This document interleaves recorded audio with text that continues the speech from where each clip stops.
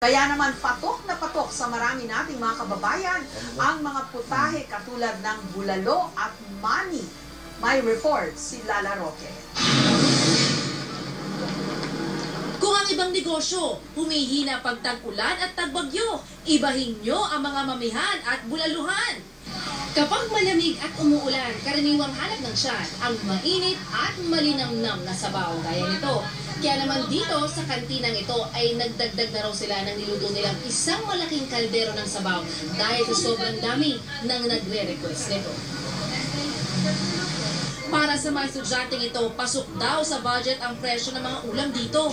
Sinamantala na rin nila ang libreng mainit na sabaw. Excuse me, pang ilang sabaw mo na yan? Pangatlo po. Maginaw po kasi, pag pumuulan, masarap po humigop ng sabaw. Adobo po, 35 pagkasama kanin 45. Tapos, sabaw. Yung sabaw libre lang. 60 to 70 pesos ang presyo ng kada order ng bulalo, kaya naman ang iba, ating kapatid ng gimmick. Matikman lang ang inaasam-asam na sabaw. Oo, nag-share na kami. The best yan. Pag mga panahon ngayon, mga malalamig. Dito naman sa isang bulaluhan sa Quezon City, suki daw ang mga taxi driver. Alas 12 pa nga lang ng tanghali, sold out na ang kanilang bulalo. Kaya ang naabutan namin mga taxi driver, isang ulam at sabaw ng bulalo, sold na. Para sa mga inaantok, tsaka pampakondisyon.